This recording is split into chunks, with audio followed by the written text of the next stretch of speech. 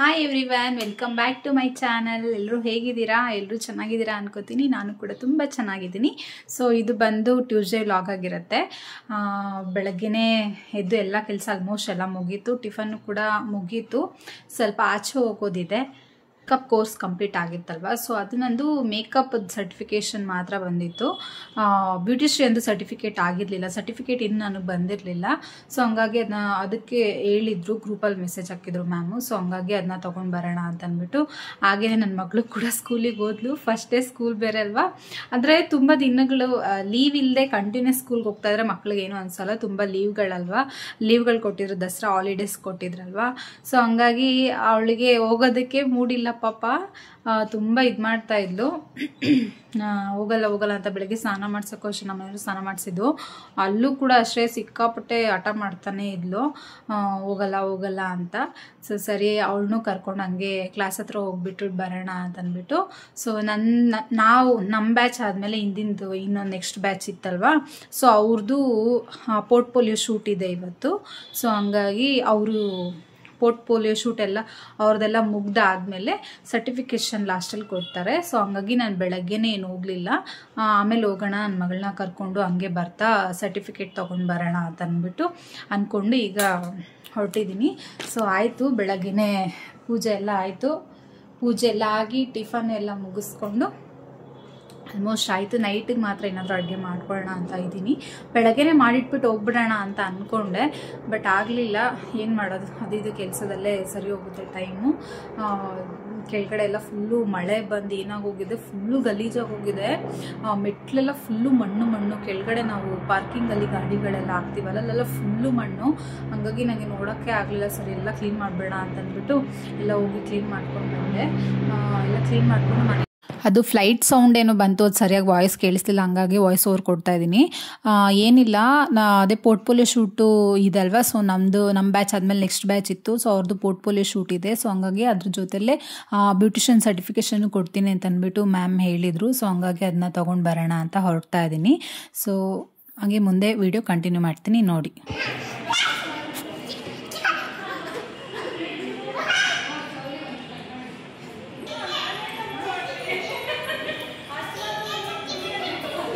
ನನ್ನ ಮಗಳನ್ನ ನೋಡಿ ಒಂದು ಕಡೆ ನಿಲ್ತಾ ಇಲ್ಲ ಅವಳು, ಅಷ್ಟು ಖುಷಿ ಅವಳಿಗೆ. ಯಾಕೆ ಅಂದರೆ ಅವಾಗೆಲ್ಲ ಕ್ಲಾಸ್ಗೆಲ್ಲ ಬರ್ತಿದ್ದಾಗ ಎಲ್ಲರ ಜೊತೆ ಚೆನ್ನಾಗಿ ಮಿಂಗಲ್ ಆಗಿಬಿಟ್ಟಿದ್ಲು. ಅವಳಿಗೇನು ಆಚೆ ತಿರುಗಾಡೋದು ಈ ಥರ ಇರೋದು ಅಂದರೆ ಒಂಥರ ಇಷ್ಟ ಅವಳಿಗೆ. ಸಿಕ್ಕಾಪಟ್ಟೆ ಕುಣಿತಾ ಇದ್ಲು. ನನ್ನಂತೂ ಮಮ್ಮಿ ಅಂತ ಅವಳು ಕೈ ಹಿಡ್ಕೊಂಡೇ ಇಲ್ಲ, ಅಷ್ಟು ಚೆನ್ನಾಗಿದ್ಲು ಆಟ ಆಡಿಕೊಂಡು.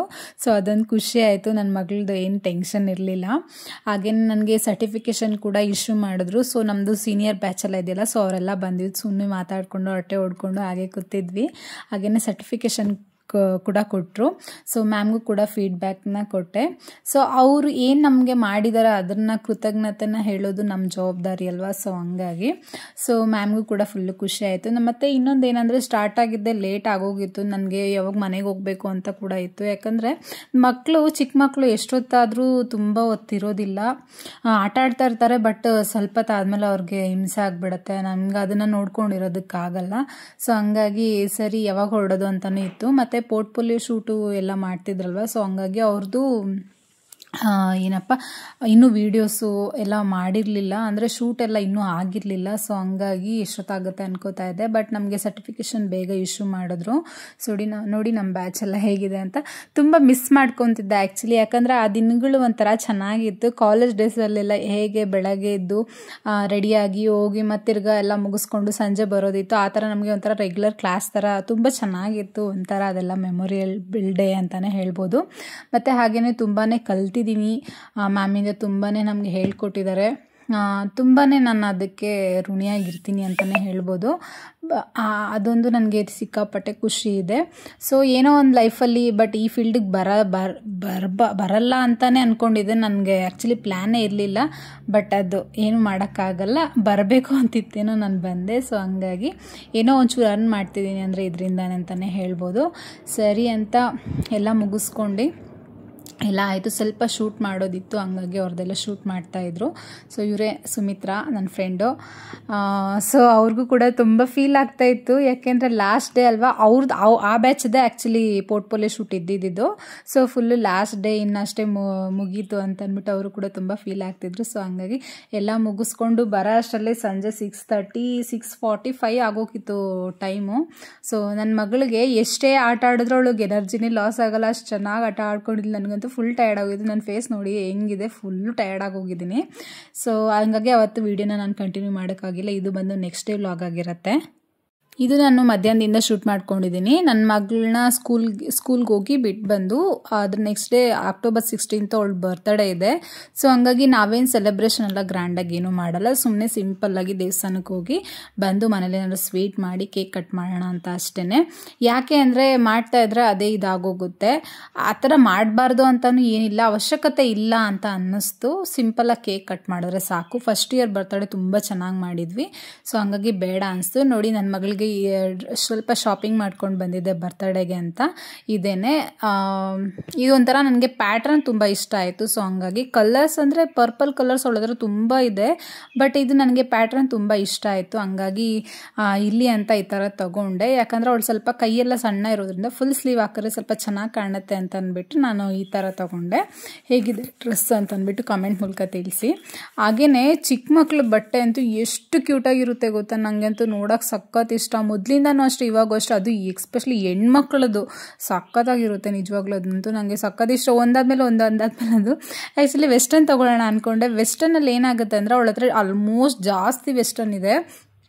ಅದು ತಗೊಂಡಾಗ ಎಲ್ಲರೂ ಸಿಂಪಲ್ಲಾಗಿ ಹಾಕೊಂಡು ಓಕೆ ಹೋಗ್ಬೋದು. ಬಟ್ ಈ ಥರ ಡ್ರೆಸ್ಗಳು ತೊಗೊಂಡ್ರೆ ಎಲ್ಲಾದರೂ ಫಂಕ್ಷನ್ಗಳಿಗೆ ಹೋಗೋದಕ್ಕೆಲ್ಲ ಸರಿ ಹೋಗುತ್ತೆ. ಅಷ್ಟು ಸಿಂಪಲ್ಲಾಗಿ ಹಾಕೊಳ್ಳೋದು ಬೇಡ. ಯಾವಾಗೋ ಒಂದ್ಸಲ, ವರ್ಷಕ್ಕೊಂದ್ಸಲ ಅಲ್ವಾ ವೆಸ್ಟರ್ನ್ ಯಾವಾಗೂ ತೊಗೋಬೋದು, ಅದಕ್ಕೆ ಹಬ್ಬಕ್ಕೆ ಅಂತ ಅಂದ್ಬಿಟ್ಟು ನಾನು ಈ ಥರನೇ ತೊಗೊಂಡೆ. ಸೊ ಅದ್ರ ಜೊತೆಗೆ ನಾನು ಬ್ಯಾಂಗಲ್ಲು ಮತ್ತು ಸರ ಮತ್ತು ಅದಕ್ಕೆ ಮ್ಯಾಚಿಂಗು ಹೆಡ್ ಬ್ಯಾಂಡ್ ಅಂತ ನೋಡಿದೆ, ಬಟ್ ಅಲ್ಲಿರಲಿಲ್ಲ. ಏನೋ ನಂಗೆ ಅಷ್ಟು ಇಷ್ಟ ಆಗಲಿಲ್ಲ. ಸೊ ಹಂಗಾಗಿ ಬಂದುಬಿಟ್ಟೆ. ಇರೋದೇನೋ ಒಂದು ಅಡ್ಜಸ್ಟ್ ಮಾಡೋಣ ಅಂತ ಅಂದ್ಬಿಟ್ಟು, ಸಿಂಪಲ್ಲಾಗಿ ಅಲ್ವಾ. ಸೊ ಹಂಗಾಗಿ ಏನೂ ಪ್ಲ್ಯಾನಿಂಗ್ ಇಲ್ಲ ಆ್ಯಕ್ಚುಲಿ. ಇಷ್ಟು ಮಾಡೋಣ ಅಂತ ಅಂದ್ಬಿಟ್ಟು ತೊಗೊಂಡು ಬಂದೆ. ಹಾಗೆಯೇ ನನ್ನ ಮಗಳು ಕೂಡ ಸ್ಕೂಲಿಂದ ಬಂದು ನಾನು ಹಾಗೆ ವ್ಲಾಗ್ನ ಸ್ಟಾರ್ಟ್ ಮಾಡ್ಕೊಂಡಿದ್ದೆ. ಅವಳಿಗಿನ್ನ ಏನೂ ನಾನು ತಿನ್ನಿಸಿರ್ಲಿಲ್ಲ. ಬಾಕ್ಸು ಖಾಲಿ ಮಾಡಿರ್ತಾಳೆ, ಬಟ್ ಮನೆಗೆ ಬಂದು ಒಂದು ಸ್ವಲ್ಪ ಲೈಟಾಗಿ ಏನಾದರೂ ಒಂಚೂರು ತಿನ್ಸಿದ್ರೆ ನನಗೆ ಸಮಾಧಾನ. ಹಂಗಾಗಿ ಬೆಳಗ್ಗೆ ನಾನು ಚಿತ್ರಾನ್ನ ಮಾಡಿದ್ದೆ ಮತ್ತು ಸಾಂಬಾರು ಕೂಡ ಇತ್ತು. ಹಂಗಾಗಿ ಸ್ವಲ್ಪ ಅವಳಿಗೆ ತಿನ್ನಿಸ್ಬಿಡೋಣ ಅಂತಂದ್ಬಿಟ್ಟು ಬೇಗ ತಿನ್ನಿಸ್ಬಿಟ್ಟು ಅವಳನ್ನ ನಿದ್ದೆ ಮಾಡಿಸ್ಬಿಟ್ಟೆ. ನಿದ್ದೆ ಮಾಡಿಸಿ ಸ್ವಲ್ಪ ಹೊತ್ತು ನಾನು ಹಾಗೆ ಕುತ್ಕೊಂಡಿದ್ದೆ. ಮತ್ತು ಸರಿ ಸಾಯಂಕಾಲ ಆಗೋಯ್ತು ಆಲ್ರೆಡಿ. 4:30 5 o'clock ಆಗೇ ಹೋಯ್ತು. ಸರಿ ಅಡುಗೆ ಮಾಡ್ಕೊಂಬಿಡೋಣ, ಮತ್ತು ಕರೆಂಟ್ ಇರುತ್ತೋ ಇರೋಲ್ವೋ ಅಂತಂದ್ಬಿಟ್ಟು ಬೇಗ ಅಡುಗೆ ಮಾಡ್ಕೊಂಬಿಡೋಣ ಅಂತ ಅಂದ್ಬಿಟ್ಟು ಬಂದೆ. ಸಂಜೆ ಆದರೆ ಕಾಫಿ ಕುಡಿಬೇಕು ಅನಿಸ್ತಾ ಇರುತ್ತಲ್ವ. ಸೊ ಹಂಗಾಗಿ ಕಾಫಿ ಮಾಡೋಣ ಅಂತ ಬಂದೆ. ನೋಡಿ ಮೊಳಕೆ ಕಾಳು ಸಾಂಬಾರು ಮಾಡೋಣ ಅಂತಂದ್ಬಿಟ್ಟು ಮೊಳಕೆ ಕಟ್ಟಿದ್ದೆ ನಾನು. ಹೆಸರು ಕಾಳು, ಹುರುಳಿಕಾಳು ಮತ್ತು ಅಲಸಂದಿ ಕಾಳು, ಇದು 3ನ ಸೇರಿ ಇದು ಕಟ್ಟಿದ್ದೆ, ಮೊಳಕೆ ಕಟ್ಟಿದ್ದೆ. ಅದನ್ನು ತೆಗೆದ್ಬಿಟ್ಟು ಫ್ರಿಜ್ಜಲ್ಲಿ ಹಾಗೆ ಇಟ್ಟಿದ್ದೆ, ಒಂದು ಬಾಕ್ಸಲ್ಲಿ ಹಾಕಿಟ್ಬಿಟ್ಟು. ಎಷ್ಟು ಚೆನ್ನಾಗಿ ಮೊಳಕೆ ಬಂದಿತ್ತು ಗೊತ್ತಾ, ತುಂಬಾ ಹೆಲ್ತ್ಗೆ ಒಳ್ಳೆಯದು. ಸೊ ಹಂಗಾಗಿ ಅದ್ರ ಸಾಂಬಾರು ಮಾಡೋಣ, ತುಂಬ ದಿನ ಆಯಿತು ಅಂತಂದ್ಬಿಟ್ಟು ತೆಗ್ದಿಟ್ಟೆ. ಹಾಗೆಯೇ ಇಲ್ಲಿ ನನಗೆ ಸಂಜೆ ಒಂದು ಗ್ಲಾಸ್ ಕಾಫಿ ಇರಲೇಬೇಕು. ಅದೇನೋ ಗೊತ್ತಿಲ್ಲ, ಸ್ವಲ್ಪ ಅಡಿಕ್ಟ್ ಅಂತ ಏನಾದರೂ ಅನ್ಬೋದು. ನನಗೊಂದು ಸ್ವಲ್ಪ ರಿಲೀಫ್ ಅನಿಸುತ್ತೆ. ಒಂದು ಚಿಕ್ಕ ಗ್ಲಾಸ್ ಕಾಫಿ ಕುಡಿದ್ರೆ, ತುಂಬ ಕುಡಿಯಲ್ಲ. ಸಂಜೆ ಒಂದು ಗ್ಲಾಸು, ಬೆಳಗ್ಗೆ ಒಂದು ಗ್ಲಾಸ್, ಅದೇನೋ ಆ ಥರ. ಬೆಳಗ್ಗೆ ಆದರೂ ಒಂದು ಸ್ವಲ್ಪ ಸ್ಕಿಪ್ ಮಾಡಿಬಿಡ್ತೀನೇನೋ, ಬಟ್ ಸಂಜೆ ಒಂದು ಗ್ಲಾಸ್ ಇರಬೇಕು ಅಂತ ಫೀಲ್ ಆಗ್ತಾ ಇರುತ್ತೆ. ಸರಿ ಅಂತ ಹಾಗೇ ಕುತ್ಕೊಂಡು ಒಂದು ಗ್ಲಾಸ್ ಕಾಫಿ ಕುಡಿತಾ ಇದ್ದೆ. ಕುಡ್ಕೊಂಡು ಹಾಗೇ ಅಡುಗೆ ಮಾಡ್ಕೊಳ್ಳೋಣ ಅಂತ ಬಂದೆ. ಇದು ನಾನು ಮಾಡ್ತಿರೋದು ಬಂದು ಮೊಳಕೆ ಕಾಳಿನ ಮಸಾಲೆ ಸಾಂಬಾರು. ನೀವು ಯಾವ ರೀತಿ ಆದರೂ ಕಾಳು, ಎಲ್ಲ ಥರ ಮಿಕ್ಸ್ ಕಾಳು ಹಾಕ್ಕೊಂಡು ಮಾಡ್ಕೋಬೋದು, ಚೆನ್ನಾಗಿರುತ್ತೆ. ಇದು ತುಂಬಾ ಪ್ರೋಟೀನ್ಸ್ ಇರುತ್ತೆ, ತುಂಬಾ ಒಳ್ಳೆಯದು ಅಂತಲೇ ಹೇಳ್ಬೋದು. ಇದಕ್ಕೆ ಪಲ್ಯ, ಸಾಂಬಾರು ಮತ್ತು ಇದಕ್ಕೆ ದೋಸೆ, ಉತ್ತಪ್ಪ ಎಲ್ಲ ಮಾಡ್ತಾರಲ್ವ. ಸೊ ತುಂಬ ಥರ ರೆಸಿಪೀಸ್ ಇರುತ್ತೆ. ಏನಾದರೂ ಒಂದು ಮಾಡ್ಕೊಂಡು ತಿಂತಾಯಿರಿ. ಹೆಲ್ತು ತುಂಬಾ ಇಂಪಾರ್ಟೆಂಟ್ ಅಲ್ವಾ. ಸೊ ಹಂಗಾಗಿ ಸರಿ ಅಂತ ಅಂದ್ಬಿಟ್ಟು ನಾನಿಲ್ಲಿ ಏನೇನು ಮಾಡ್ಕೋತೀನಿ ಅಂದರೆ, ಒಂದೊಂದು ಸಲ ನಾನು ಫ್ರೈ ಮಾಡಿ ಹಾಕ್ಕೋತೀನಿ, ಕೆಲವೊಂದು ಸಲ ಹಸಿದು ಹಾಕ್ಕೋತೀನಿ. ಹಸಿದು ಹಾಕ್ಕೊಂಡು ಮಾಡ್ಕೊಳ್ಳೋದಕ್ಕಿಂತ ಫ್ರೈ ಮಾಡಿ ಹಾಕ್ಕೊಂಡ್ರೆ ತುಂಬಾ ರುಚಿಯಾಗಿರುತ್ತೆ. ಬಟ್ ಅದು ಚೆನ್ನಾಗಿರುತ್ತೆ. ಬಟ್ ಫ್ರೈ ಮಾಡಿ ಹಾಕ್ಕೊಂಡ್ರೆ, ಏನೇ ಸಾಂಬಾರಿಗಾಗಲಿ ಫ್ರೈ ಮಾಡಿ ಹಾಕ್ಕೊಂಡ್ರೆ ಅದು ಒಂಥರ ಎಕ್ಸ್ಟ್ರಾ ಟೇಸ್ಟ್ ಬರುತ್ತೆ, ತುಂಬ ಚೆನ್ನಾಗಿರುತ್ತೆ. ಹಂಗಾಗಿ ನಾನಿಲ್ಲಿ ಬೆಳ್ಳುಳ್ಳಿ ಎಲ್ಲ ಬಿಡಿಸ್ಕೊತಾ ಇದ್ದೆ. ಬಿಡಿಸ್ಕೊಂಡು ಇದಕ್ಕೇನಿಲ್ಲ, ಈರುಳ್ಳಿ, ಟೊಮೆಟೊ, ಬೆಳ್ಳುಳ್ಳಿ ಈರುಳ್ಳಿ ಮತ್ತು ಅದಕ್ಕೆ ಮೆಣಸು, ಚಕ್ಕೆ, ಲವಂಗ ಇದನ್ನೆಲ್ಲ ಚೆನ್ನಾಗಿ ಫ್ರೈ ಮಾಡ್ಕೋಬೇಕು. ಅದರಲ್ಲಿರೋ ಹಸಿ ಸ್ಮೆಲ್ ಎಲ್ಲ ಹೋಗಬೇಕು, ಆವಾಗ ತುಂಬ ಚೆನ್ನಾಗಿರುತ್ತೆ.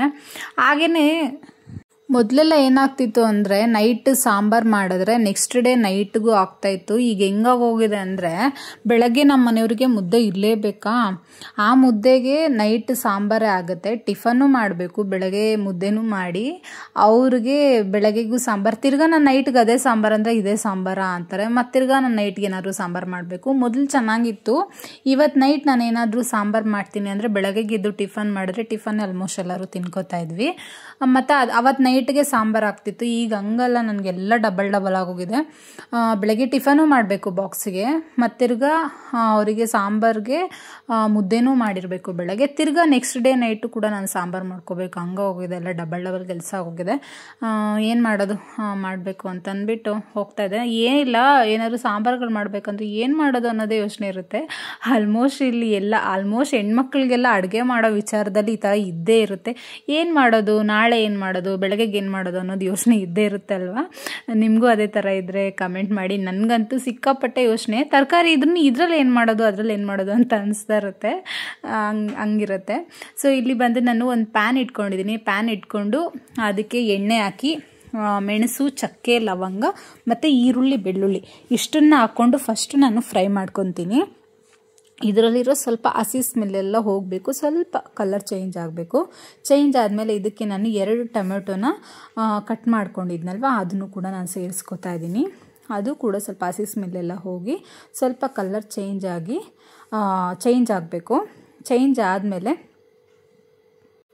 ಇದಕ್ಕೆ ನಾನು ಸಣ್ಣದಾಗಿ ಕೊಬ್ಬರಿನ ಕಟ್ ಮಾಡ್ಕೊಂಡಿದ್ದೆ. ಇದನ್ನ ತುರಿದು ಹಾಕ್ಕೊಂಡ್ರೆ ಒಳ್ಳೆಯದು. ಬಟ್ ಮಿಕ್ಸಿಲಿ ಹೆಂಗೆ ಅಂದರೆ ಜಾಸ್ತಿ ನೀರು ಹಾಕ್ಕೊಂಡಿರ ಲೈಟಾಗಿ ರುಬ್ಕೊಂಡ್ರೆ ನೀಟಾಗಿ ನುಣ್ಣಗಾಗುತ್ತೆ, ಇಲ್ಲಾಂದರೆ ನುಣ್ಣಗಾಗೋದಿಲ್ಲ. ಮತ್ತು ತಿರ್ಗಿ ಇದಕ್ಕೆ ನಾನು ಕೊತ್ತಂಬರಿ ಸೊಪ್ಪನ್ನು ಹಾಕ್ಕೊಂಡು ಫ್ರೈ ಮಾಡ್ಕೊತಾ ಇದ್ದೀನಿ. ಇದಕ್ಕೆ ಸ್ವಲ್ಪ ನಿಮಗೆ ತಿಕ್ನೆಸ್ ಬೇಕು ಅಂದರೆ ಕಡಲೆಪಪ್ಪನ್ನು ಸೇರಿಸ್ಕೋಬೇಕು. ಸ್ವಲ್ಪ ಮಂದ ಬರಬೇಕು ಸಾಂಬಾರು ಅಂದರೆ ಕಡಲೆಪಪ್ಪನ್ನು ಸೇರಿಸ್ಕೊಂಡು ಫ್ರೈ ಮಾಡ್ಕೋಬೇಕು. ಲಾಸ್ಟಲ್ಲಿ ಗ್ಯಾಸ್ನ ಆಫ್ ಮಾಡಿಕೊಂಡು ನಾನಿಲ್ಲಿ 3 ಟೇಬಲ್ ಸ್ಪೂನ್ ಅಷ್ಟು, 3 ರಿಂದ 3.5 ಟೇಬಲ್ ಸ್ಪೂನ್ ಆಗೋಷ್ಟು ಧನಿಯಾ ಪುಡಿನ ಸೇರಿಸ್ಕೊತಾ ಇದ್ದೀನಿ. ಸ್ವಲ್ಪ ಧನಿಯಾ ಪುಡಿ ಜಾಸ್ತಿ ಇದ್ದಷ್ಟು ಸಾಂಬಾರು ಟೇಸ್ಟ್ ಇರುತ್ತೆ, ಹಾಗಾಗಿ ಸ್ವಲ್ಪ ಜಾಸ್ತಿನೇ ನಾನು ಸೇರಿಸ್ಕೊಳ್ಳೋದು. ಖಾರದ ಪುಡಿ ಬಂದು ನಾನು 2 ಟೇಬಲ್ ಸ್ಪೂನ್ ಅಷ್ಟು ಹಾಕೋತಿದ್ದೀನಿ. ಯಾಕೆಂದರೆ ಆಲ್ರೆಡಿ ನಾನು ಮೆಣಸೆಲ್ಲ ಹಾಕ್ಕೊಂಡಿದ್ದೀನಲ್ವ, ಸ್ವಲ್ಪ ಖಾರ ಜಾಸ್ತಿ ಆಗುತ್ತೆ ಅಂತ ಅಂದ್ಬಿಟ್ಟು ಹಾಕ್ಕೊಂಡು ನಾನು ನೀಟಾಗಿ ಫ್ರೈ ಮಾಡಿಕೊಂಡು ಅದು ಸ್ವಲ್ಪ ಬಿಸಿ ಆರಲಿ, ಮಿಕ್ಸಿಗೆ ಡೈರೆಕ್ಟ್ ಹಾಕ್ಬಾರ್ದು ಅಂತಂದ್ಬಿಟ್ಟು ಸ್ವಲ್ಪ ಆರಲಿ ಅಂತಂದ್ಬಿಟ್ಟು ಬಿಟ್ಟಿದ್ದೀನಿ. ಇದು ಬಂದು ಮುದ್ದೆಗೆ ಮತ್ತು ಚಪಾತಿಗೆಲ್ಲ ಸಿಕ್ಕಾಪಟ್ಟೆ ಚೆನ್ನಾಗಿರುತ್ತೆ. ಮಸಾಲೆ ಸಾಂಬಾರು ಮೊಳಕೆ ಕಾಳಿಂದು ಇದನ್ನು ಹುಳಿ ಸಾರಾಗೂ ಮಾಡ್ಬೋದು. ಮತ್ತು ನೀವು ಬೇಳೆ ಸಾರು ಥರ ಮಾಡ್ತೀರಾ ಅಂತಂದರೆ ಅದಕ್ಕೂ ಕೂಡ ಸೇರಿಸ್ಕೋಬೋದು. ತುಂಬ ಚೆನ್ನಾಗಿರುತ್ತೆ ಮತ್ತು ಹೆಲ್ತಿಗೆ ತುಂಬಾ ಒಳ್ಳೆಯದು. ಹಂಗಾಗಿ ಮತ್ತು ಇಲ್ಲಿ ನಾನು ಇದು ತರಕಾರಿ ಬಂದು ಇಲ್ಲಿ ಬದನೆಕಾಯಿ ಮತ್ತು 2 ಆಲೂಗಡ್ಡೆನ ತೊಗೊಂಡಿದ್ದೀನಿ. ಬದನೆಕಾಯಿ 4 ಹೋಳು ಸೀಲ್ಬಿಟ್ಟು ಅದನ್ನು ಹಾಗೆ ಸೇರಿಸ್ಕೊತಾ ಇದ್ದೀನಿ.